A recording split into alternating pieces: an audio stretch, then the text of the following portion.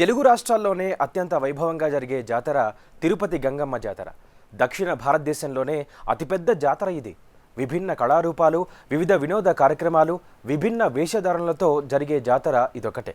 ఇంతటి ప్రాధాన్యం ఉన్న ఈ గంగమ్మ జాతరను ఏపీ ప్రభుత్వం రాష్ట్ర జాతరగా గుర్తిస్తూ ఇటీవలే జీవో జారీ చేసింది. విదేశాల నుంచి వచ్చి మరీ గంగమ్మ జాతరపై రీసెర్చ్ చేస్తున్నారు. వారం రోజుల పాటు కన్నుల పండువగా జరిగే ఈ జాతర విశేషాలేంటో ఇవాల్టి బిగ్ ఫోకస్లో చూద్దాం.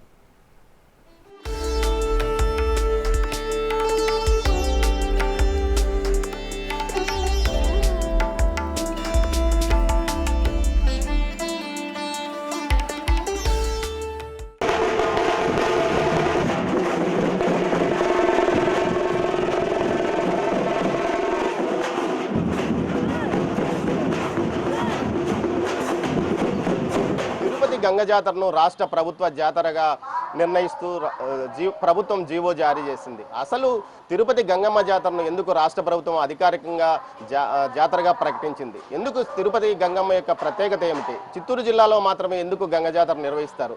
మిగతా రాయలసీమ జిల్లాల్లో గ్రామ దేవతలు ఉన్నప్పటికీ గంగ జాతర ఎందుకు అక్కడ నిర్వహించరు? ఇలాంటి ఆసక్తికరమైన విషయాలను మీ ముందుకు తీసుకొస్తుంది బిగ్ టీవీ.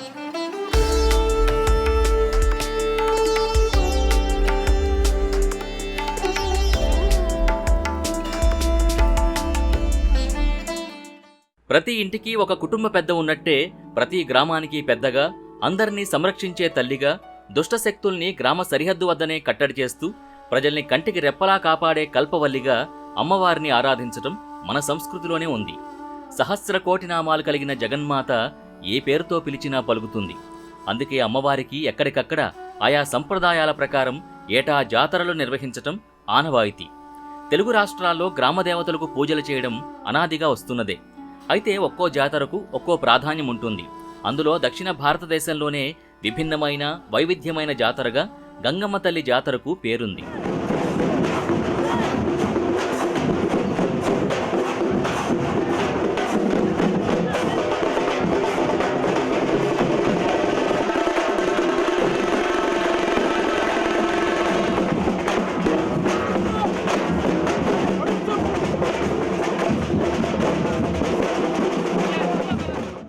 పోలేరమ్మ, మాంచారమ్మ, ఎల్లమ్మ, సత్యమ్మ లాంటి పేర్లతో అమ్మవారిని గ్రామదేవతగా పూజిస్తారు. ఈ విధంగా 108 గ్రామదేవతలతో పాటు వారి సోదరుడు ఒకరు పోతురాజు ఉంటారు. వీరందరికీ జాతర జరుగుతుంది. ఉమ్మడి చిత్తూరు జిల్లాలో మాత్రం ప్రతి ఏటా ప్రతి గ్రామంలో గంగ జాతర ఘనంగా నిర్వహిస్తారు. ఇందుకు కారణం నీటి విలువ గురించి వీరికి తెలిసినంతగా మరెవరికీ తెలియకపోవడమే. తెలుగు రాష్ట్రాల్లో ఎక్కడా లేనన్ని చెరువులు చిత్తూరు జిల్లాలో ఉన్నాయి. నీటి నిల్వ మీద ఉన్న శ్రద్ధ వారిని గంగ జాతరలు చేయడానికి కారణమై ఉంటుందని చరిత్రకారుల అభిప్రాయం. కాళహస్తిలో 7 గంగల జాతర, పుంగనూరులో గంగ జాతర, కుప్పంలో తిరుపతి గంగమ్మ జాతర, చిత్తూరు గంగ జాతర అత్యంత వైభవంగా జరుగుతాయి. అయితే ఈ జాతరలు ఒకే రోజుతో ముగుస్తాయి. కానీ తిరుపతి గంగ జాతర 7 రోజుల పాటు అత్యంత వైభవోపేతంగా జరుగుతుంది.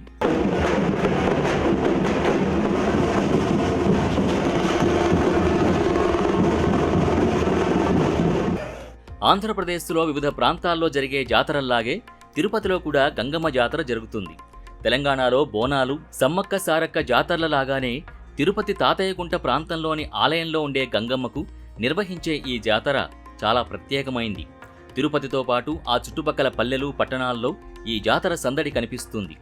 ఈ జాతరలో తిరుపతి, ఆ పరిసర ప్రజల ఆచార వ్యవహారాలు, జీవన విధానాలు కనిపిస్తాయి.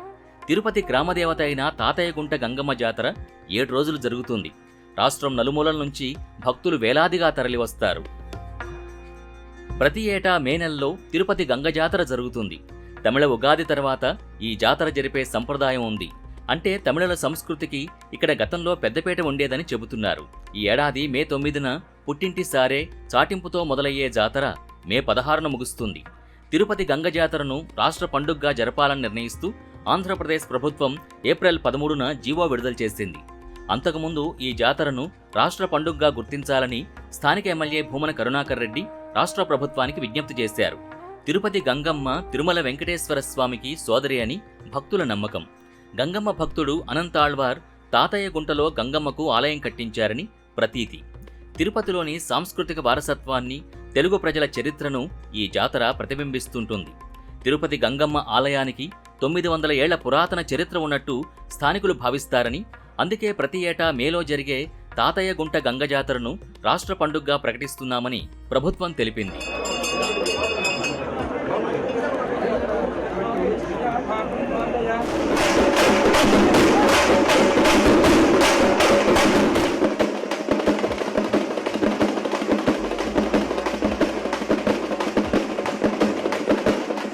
తాతయ్యగుంట గంగమ్మ జాతర గురించి స్థానికులందరూ ఒక జానపద గాథ చెబుతారు. తిరుపతిని పాలెగాళ్లు పరిపాలించే కాలంలో అకృత్యాలు, యువతులపై వేధింపులు ఎక్కువగా ఉండేవని, అయితే ఆ దుష్టశక్తిని అంతమొందించి మహిళల్ని కాపాడేందుకు గంగమ్మ తిరుపతికి 2 కిలోమీటర్ల దూరంలోని అవిలాల గ్రామంలో కైకాల కులంలో జన్మించిందని భక్తుల విశ్వాసం. అమ్మాయిలపై కన్నేసిన వ్యక్తిపై గంగమ్మ విశ్వరూపం చూపించిందని, తనను అంతం చేస్తుందని తెలుసుకున్న వ్యక్తి పారిపోయి దాక్కున్నాడని చెబుతారు. తర్వాత గంగమ్మ పాలెగాడిని వెతుకుతూ రకరకాల మారువేషాలు ధరించి 3 రోజుల పాటు గాలించిందట. మొదటి రోజు బైరాగి వేషం, రెండో రోజు బండవేషం, మూడో రోజు తోటి వేషాలు వేసిందట.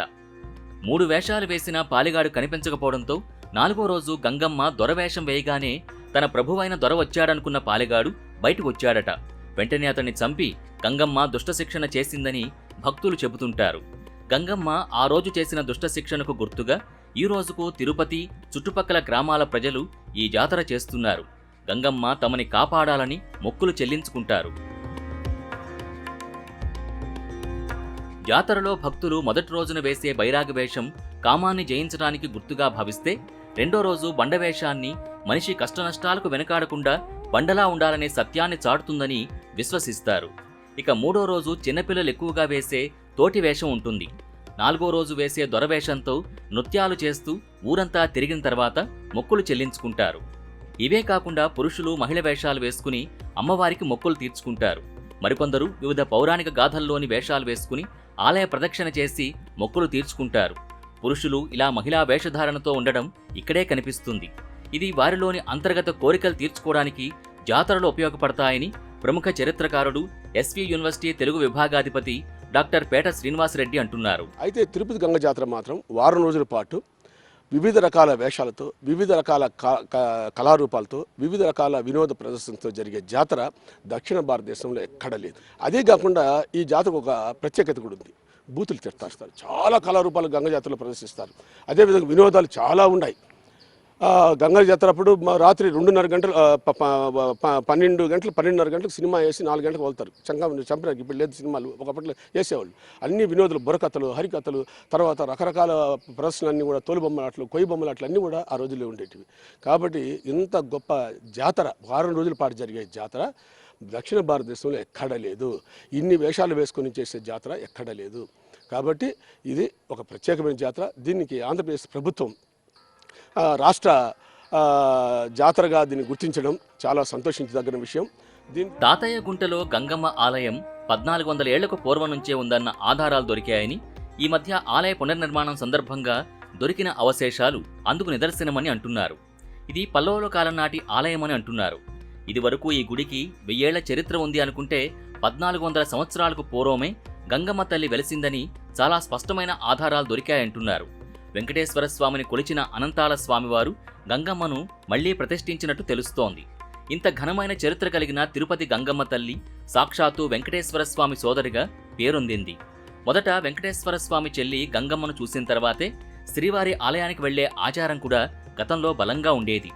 సోదరి గంగమ్మకు తిరుమల వెంకటేశ్వర స్వామి పుట్టింటి సారె పంపే ఆచారం కూడా గత 400 ఏళ్ల నుంచి కొనసాగుతోందని ఆలయ అర్చకులు చెబుతున్నారు. జాతర తర్వాత విశేషమైన ఘట్టము విశ్వరూప దర్శనము. ఈ విశ్వరూప దర్శనానికి ప్రజలందరూ కూడా కాసుకొని ఉంటారు. బుధవారం వేకుజామున 6:30, 6:45కు అట్లా అమ్మవారిని రెడీ చేసి ఆ యొక్క భిన్నం పేరెంటారు వచ్చి భిన్నం చేస్తారు. ఆ యొక్క మట్టి కోసము ప్రజలందరూ కూడా కాసుకొని ఉంటారు. ఆ యొక్క విశ్వరూప దర్శనంతో ఈ జాతర యొక్క ఇది సమాప్తమవుతుంది. దాని తర్వాత వారాలు 5 మంగళవారాలు అమ్మవారికి విశేషమైన పొంగళ్ళు అవన్నీ కూడా ఇస్తూ ఉంటారు. ఈ 5 వారాలు కూడా మనకు విశేషమైన అలంకారాలు, అమ్మవారికి పంచామృత అభిషేకాలు ఉంటాయి. ఇది మన రాయలసీమలోనే 7 రోజులు ప్రత్యేకంగా జరిగేటువంటి పెద్ద పండుగ. దీన్ని రాష్ట్ర ప్రభుత్వం రాష్ట్ర పండుగగా గుర్తించడం కూడా మాకు చాలా విశేషంగా ఉంది. ప్రజలందరూ కూడా చాలా ఆనందిస్తున్నారు. గంగమ్మ తల్లిని అందరూ ముక్కొని ఆయా అనుగ్రహాన్ని పొందాలని ఆలయ అర్చకులుగా కోరుచున్నాను. విభిన్న వేషధారణలు, విభిన్న కళారూపాలు, వైవిధ్యమైన వినోద కార్యక్రమాలు, చారిత్రక ప్రాధాన్యమున్న ఏకైక జాతర తిరుపతి జిల్లాలోని గంగమ్మ జాతర. అందుకే ఈ జాతరను రాష్ట్ర పండుగగా గుర్తిస్తూ నిర్ణయం తీసుకుంది ప్రభుత్వం.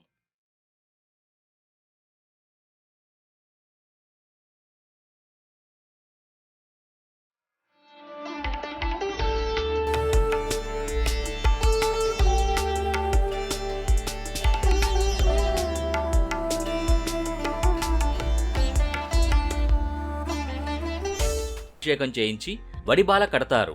సాయంత్రం గంగమ్మ జన్మస్థలం అవిలాల గ్రామం నుంచి కైకాల కులపెద్దలు పసుపు, కుంకుమ, నూతన వస్త్రాల సారెను తీసుకొస్తారు. ఈ పసుపు కుంకుమల్ని అర్ధరాత్రి 12 గంటలకు తిరుపతి పొలిమేరల్లో చల్లుతూ జాతర పూర్తయ్యే వరకు ఊరి ప్రజలెవరూ పొలిమేరలు దాటకూడదని చాటింపు వేస్తారు. స్త్రీలు ఆలయంలో పొంగల్ తయారు చేసి అమ్మవారికి నైవేద్యంగా పెడతారు. రాగి అంబలి సమర్పిస్తారు. కొందరు మహిళలు తమ ఇంటి నుంచి ఆలయానికి మోకాళ్లపై నడుచుకుంటూ వచ్చి మొక్కులు చెల్లించుకుంటారు. అంతటి నిష్ఠతో ఈ జాతరలో పాల్గొంటారు ప్రజలు. AP Telugu academy founder, director Peta Srinivasulu Reddy Tirupati Ganga జాతరపై పుస్తకం కూడా రాశారు. ఒకప్పుడు తిరుపతి గంగ జాతర భారీగా జరిగేదని, జంతు బలులు ఇచ్చేవారని డిస్ట్రిక్ట్ మాన్యువల్లో బ్రిటిష్ వాళ్ళు రాశారని చెప్తున్నారు. ప్రతి గ్రామంలో గ్రామదేవతలుంటారు. ఆ గ్రామ సరిహద్దుల్ని బట్టి ఎల్లమ్మ, పోచమ్మ అని పిలుచుకుంటారు. జంతువులకి, మనుషులకు ఎలాంటి రోగాలు రాకుండా వర్షాలు సమృద్ధిగా కురవాలని గంగమ్మను పూజిస్తారు. తిరుపతి గంగమ్మ ఆలయంలో పల్లవుల కాలం నాటి స్తంభాలు కనిపించాయి. అంటే క్రీస్తు శకం 500 సంవత్సరాల ముందు నిర్మించిందని చరిత్రకారులు అంటున్నారు. దేశంలో ఎక్కడా వారం రోజులు జాతరలు జరగవని, దక్షిణ భారతదేశంలో ఇంత కోలాహలంగా జరిగే జాతర ఎక్కడా ఉండదన్నారు. తెలంగాణలో సమ్మక్క సారక్క జాతర భారీగా జరిగినా అది 2 ఏళ్లకు ఒకసారి జరుగుతుందని, అందులో ఇన్ని రూపాలు, ఇంత విభిన్న వాతావరణం ఉండదని అంటున్నారు. ఈ జాతరకు ఒక ప్రత్యేకత కూడా ఉంది. బూతులు తిడతారు. బూతులు తిట్టడం అనేది భారతదేశంలో 2 చోట్ల ఉంది. ఒకటి పూరి జగన్నాథంలో కృష్ణుడు, సుభద్ర, బలరాముడు రథయాత్ర పోయినప్పుడు, రథం నిలిచిపోయినప్పుడు, తేరు నిలిచిపోయినప్పుడు బండబూతులు తిడతారు. తిట్టని వాడిని పాపాత్ముడిగా చూస్తారు. అంటే అవశేషం, బూతుల అవశేషం అక్కడ ఉంది. తర్వాత తిరుపతిలో మొదటి 3 రోజులు, జాతర మొదటి 3 రోజులు బండబూతులు తిడతారు. తిట్టని వాడిని పాపాత్ముడిగా చూస్తారు. ఇప్పటికీ కూడా గొప్పగా జరుగుతుంది. తిరుపతి ప్రజలంతా వేస్తున్నారు. గంగమ్మ ప్రాశస్త్యం అందరికీ తెలిసిందే. ఇది దేశ విదేశాల నుంచి కూడా అనేక మంది వచ్చి కూడా దీని మీద రీసెర్చ్ చేశారు. డేవిడ్ షుల్మెన్ ఇబ్రూ యూనివర్సిటీ ప్రొఫెసర్ వచ్చి వర్క్ చేశాడు. జాయిస్ ఫ్లుకిగర్ అమెరికాలో ఎమరీ యూనివర్సిటీ, ఆమె వెన్ వరల్డ్ బికమ్ ఫీమేల్ అనే పుస్తకం కూడా ఆమె ఈ మధ్యన ప్రచురించింది. చాలా ఏళ్ళు తిరుపతికి వచ్చి పరిశోధన చేసి మా పుస్తకాలన్నీ కూడా చూసి ఆమె చేసింది. గంగ జాతరలో భాగంగా రకరకాల వేషాలు వేసిన భక్తులు, పిల్లలు అందరినీ నోటుకొచ్చిన బూతులు తిడుతుండటం తిరుపతి చుట్టుపక్కల ప్రాంతాల్లో కనిపిస్తుంది. వారు జాతరలో భాగంగా ఎలాంటి తిట్లు తిట్టినా స్థానికులు నవ్వుతూ వాటిని తేలిగ్గా తీసుకుంటారు. పూరిలో కూడా జగన్నాథ రథయాత్రలో రథం ఆగిపోయినప్పుడు బూతులు తిడతారని, తిట్టకపోతే మహాపాపంగా భావిస్తారని అంటున్నారు. దుష్ట శిక్షణలో భాగంగా గంగమ్మ తిడుతూ తిరుగుతుందని, వేషం వేసేవాళ్లు కూడా అలాగే తిడతారని అంటున్నారు. జాతరలో అలా తిట్టినా ఎవరూ ఏం పట్టించుకోరు. అది దేవుడి కార్యం అనుకుంటారు. మనకి ఎవరిపైనైనా కోపం ఉంటే వారిని తిట్టేస్తే మన మనసులో ఉన్న కోపం తగ్గిపోతుంది, భారం తగ్గుతుంది. ఈ తిట్ల దండకం వెనక ఉన్న కారణం అదే అంటున్నారు. 7 రోజుల జాతరలో 4వ రోజున పాలెగాడిని సంహరించిన గంగమ్మ 5వ రోజున మాతంగి రూపం ధరించి పాలెగాడి ఇంటికి వెళ్లి దుఃఖంలో ఉన్న ఆయన భార్యను ఓదారుస్తుందట. జనన మరణాలు సాధారణమే అంటూ ఆమెకు ధైర్యవచనాలు చెబుతుందట. దీన్ని గుర్తు చేసుకుంటూ భక్తులు 5వ రోజు మాతంగి వేషాలు వేస్తారు. 6వ రోజు సున్నపు కుండల వేషం వేస్తారు. 7వ రోజున జాతరలో భాగంగా సప్పరాల ఉత్సవం జరుగుతుంది. గోపురాల్లా ఉండే సప్పరాల్ని తయారు చేసి వాటిని శరీరంపై నిలబెట్టుకుంటారు. అలా చేస్తే తమ కోరికలు నెరవేరుతాయని భక్తుల నమ్మకం. అదే రోజున కైకాల కులస్తులు పేరంటాల వేషం వేస్తారు. చివరి రోజున అత్యంత ప్రధానమైన ఘట్టం విశ్వరూప దర్శనం ఉంటుంది. జాతర మొదలైన రోజు నుంచి భక్తులు దీనికోసం ఎదురుచూస్తారు. 8వ రోజు తెల్లవారుజామున 4 గంటలకు అమ్మవారి దర్శనం కోసం వేలాది మంది భక్తులు ముందు రోజు రాత్రి నుంచే పడిగాపులు కాస్తారు. పేరంటాల వేషంలో ఉన్న కైకాల కులస్తులు, పూజారులు ఆలయానికి చేరుకుని నీలం రంగు ద్రవంతో బంకమట్టిని కలిపి అమ్మవారి భీకరమైన విశ్వరూపాన్ని తయారు చేస్తారు. అర్ధరాత్రి తర్వాత ఆలయం ముందు విశ్వరూపంలో ఉండే గంగమ్మ మట్టి విగ్రహాన్ని ప్రతిష్ఠిస్తారు. ఒక వ్యక్తి పేరంటాళ్లలాగా వేషం వేస్తాడు. విగ్రహాన్ని నిమజ్జనం చేస్తారు. అంటే ఆ విగ్రహం నుంచి మట్టిని తీసి భక్తులకు ప్రసాదంగా అందజేస్తారు. దీంతో జాతర ముగుస్తుంది. రాష్ట్ర ప్రభుత్వం జాతరను రాష్ట్ర స్థాయి జాతరగా ప్రకటిస్తూ జీవో జారీ చేయడాన్ని స్థానికులు స్వాగతిస్తున్నారు. అయితే కేవలం జాతరగా ప్రకటించడంతోనే సరిపెట్టకుండా నిధులు విడుదల చేయాలని రాయలసీమ పోరాట సమితి నాయకుడు నవీన్ కుమార్ రెడ్డి అంటున్నారు. రాష్ట్ర ప్రభుత్వము జీవో నెంబర్ 9ని తీసుకొచ్చి ఈరోజు రాష్ట్ర పండుగగా మీరు గుర్తింపు తీసుకొచ్చినందుకు మీకు అభినందనలు తెలియజేసుకుంటున్నాము. దానితో పాటు ఒక 5 కోట్ల రూపాయలు ప్రతి సంవత్సరం కూడా జాతరకి బడ్జెట్లో కేటాయించండి. ఎందుకంటే మనం తెలంగాణలో చూసాం సమ్మక్క సారక్క జాతర కానీ అదేవిధంగా బోనాల పండగ కానీ రాష్ట్ర ప్రభుత్వ పండగలుగా గుర్తించి ఆ రోజు ఇప్పుడున్నటువంటి ముఖ్యమంత్రి గారు దానికి ప్రత్యేకంగా బడ్జెట్ని కేటాయించి ఈరోజు ఎంతో వైభవంగా నిర్వహిస్తున్నారు. అదే తరహాలో తిరుపతి తాతయ్యగుంట గంగమ్మ జాతరని కూడా మీరు బడ్జెట్ కేటాయించి ఈ గంగమ్మ గుడి ఆలయ పరిసర ప్రాంతాల్లో వచ్చే భక్తులకి 7 రోజుల పాటు బ్రహ్మాండంగా అన్నదాన కార్యక్రమాలు నిర్వహించేదానికి ఆస్కారం ఉంటుంది. జాతరకు వేలాది మంది అనేక ప్రాంతాల నుంచి వస్తారని, వారికి అన్నదానం నిర్వహించడమే కాకుండా అన్ని సౌకర్యాలు కల్పించాల్సిన పరిస్థితి ఉందన్నారు. తిరుపతిలో ఉన్న గ్రామదేవతల ఆలయాలకు పూర్వ శోభ తీసుకురావాలని డిమాండ్ చేస్తున్నారు. తిరుపతి గంగమ్మ జాతరను రాష్ట్ర పండుగగా గుర్తించడమంటే చిత్తూరు జిల్లా పురాతన సంస్కృతిని గుర్తించడమే అని చిత్తూరు వాసులు సంతోషం వ్యక్తం చేస్తున్నారు.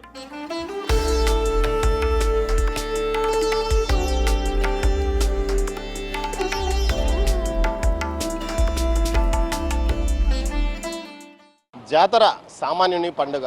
అందుకే తిరుపతిలోనే అన్ని సామాజిక వర్గాల వారు గంగ జాతరను ఎంతో వైభవంగా జరుపుకుంటారు. ఇది చిత్తూరు జిల్లా వ్యాప్తంగా కనిపిస్తుంది. గంగ జాతరను రాష్ట్ర ప్రభుత్వ జాతరగా ప్రకటిస్తూ జీవో విడుదల చేయడంతో ఇక్కడ తిరుపతి వాసులు చాలామంది ఆనందం వ్యక్తం చేస్తున్నారు. ముఖ్యంగా క్షేత్రస్థాయిలో గ్రామీణులు జరుపుకునే పండుగను ఈ వాతావరణం ఇంకా తిరుపతిలో కొనసాగుతుండటం వారికి ఎంతో ఆనందంగా ఇస్తుంది. ముఖ్యంగా గ్రామీణ మూలాలు ఉన్నవారే ఇక్కడ ఎక్కువ మంది ఉండడం వల్లనే ఈ పరిస్థితి కనిపిస్తుంది. తమ గంగమ్మ జాతరను రాష్ట్ర ప్రభుత్వం జాతరగా నిర్ణయిస్తూ రాష్ట్ర ప్రభుత్వం తీసుకున్న నిర్ణయాన్ని ఈ పండుగ యొక్క ప్రతిష్టతను రాష్ట్ర వ్యాప్తంగా చెప్పడమేనని వీరు భావిస్తున్నారు. దీంతో వీరంతా తమ ఆనందాన్ని వ్యక్తం చేస్తూ ఈసారి మరింత ఉత్సాహంగా ఈ జాతరను నిర్వహించుకోవడానికి ఏర్పాట్లు చేస్తున్నామంటున్నారు. కెమెరా పర్సన్ పురుషోత్తంతో దామోదర్, తిరుపతి నుంచి.